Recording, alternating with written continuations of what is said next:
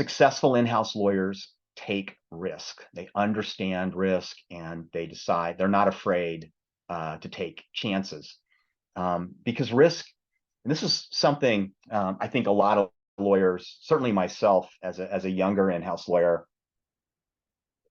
didn't really focus on. And that's not all risk is negative.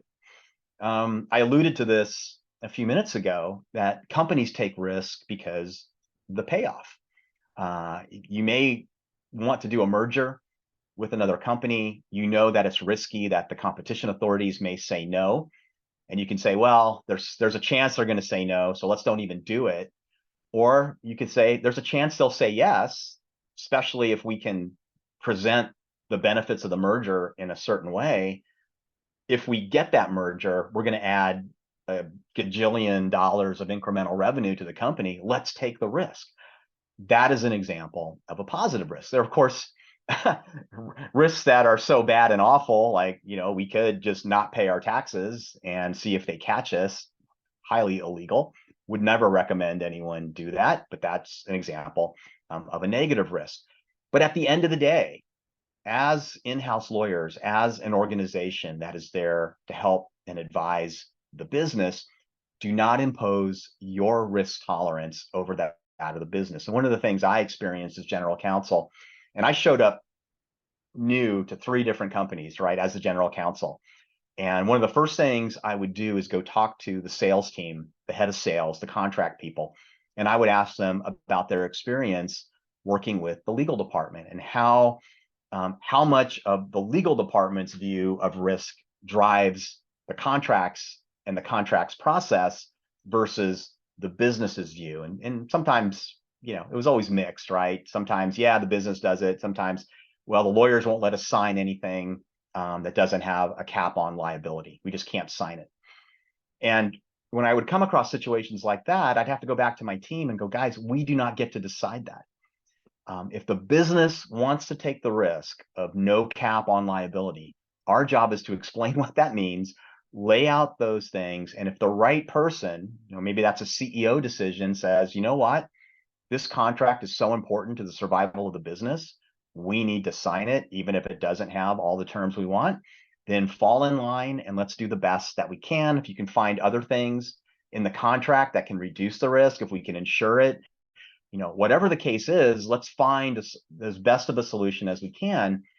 But legal doesn't run the business. And that was an interesting lesson for a lot of people who work for me, because I always said, let the business make the decisions and we're there to advise. So as you get out of your comfort zone, that's taking a risk. If you're trying out new technology, I'm going to talk about that in a second, that's taking a risk. If you just start off the year, and it sounds like you have a really interesting program that Cynthia mentioned in January about processing our processes and how you improve those, start the year fresh. Think about all the things that the legal department does, or even just yourself, and how you do them. And is that still the most efficient and most effective way to do things? Just because it worked 5 years ago or 10 years ago doesn't mean it's the best way to do things now. And is it risky to take a change? Yes. But could it pay off? Definitely. So understand ways to take risk. One of the things that I learned was a little bit of game theory. Is if I do something, what is the most likely reaction of all the other players on the board or in the marketplace or whatever the case may be? And then as I think through their reactions, what is my response to those reactions? And you can keep playing that out several levels. But even if you just do an initial kind of 2 or 3, if I do this, they do that, what do I do? That makes you don't fall for false precision. And what I mean by that is I would spend a lot of time getting questions, especially when I was in charge of litigation. Sterling, what are the odds of us winning this motion or winning this case?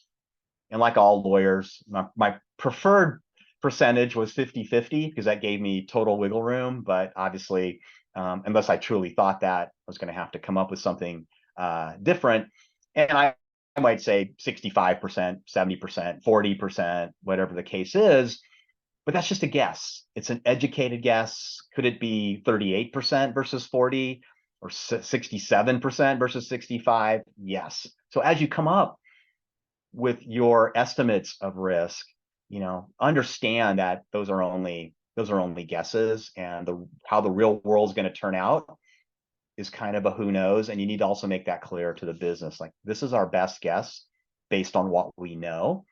And if any of these things change or something new comes into the scene, that could completely disrupt what we're laying out here for you. Or if you're in court, if you draw a judge that has a point of view that they want to make sure they put into every case, doesn't matter how good your legal arguments are, that judge is going to find a way to get to the decision that they want to get to. That's something you can't control. So understanding those things, understanding risk, and explaining that to the business is a habit of highly successful in-house lawyers.